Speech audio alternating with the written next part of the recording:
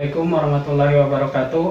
Saya Faizal Rifki dari kelas D3 TK 4102. Di sini saya akan mendemokan proyek akhir saya yang berjudul perancangan alat penyortiran logam dan non-logam. Alat penyortiran logam dan non-logam ini menggunakan konveyor sehingga benda berjalan, kemudian sensor mendeteksi benda tersebut, apakah benda tersebut mengandung logam apa tidak.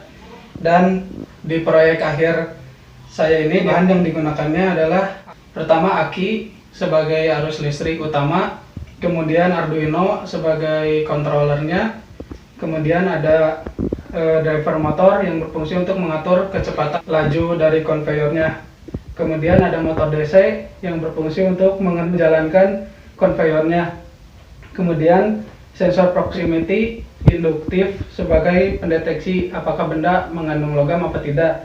Kemudian ada sensor ultrasonik yang bertujuan untuk mendeteksi ada benda yang melewat seperti itu.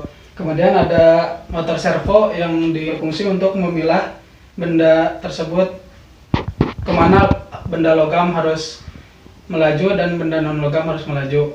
Di sini sensor proximity induktif dan sensor ultrasonik sebagai pendeteksi utama dari benda. Mengapa menggunakan dua sensor itu? Karena sensor induktif dapat mendeteksi benda yang mengandung logam dan sensor ultrasonik mendeteksi bahwa ada benda. Jadi saat benda itu logam, maka sensor induktif akan high dan sensor ultrasonik akan high juga.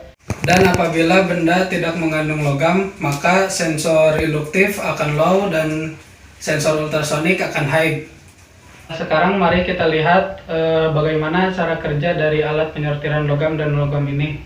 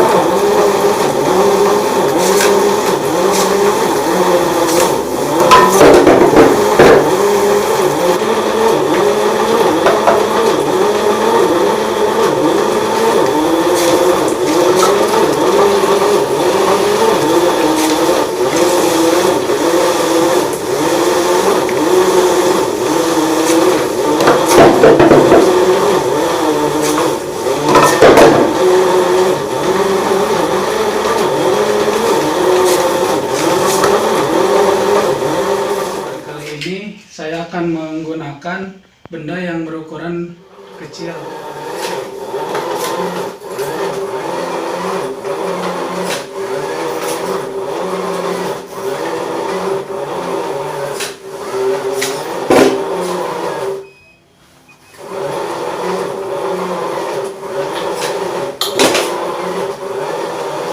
Setelah melakukan percobaan tadi, maka dapat disimpulkan bahwa benda yang dapat dipilah harus berukuran yang sama karena berpengaruh dari kedudukan sensor proximity dan sensor ultrasoniknya.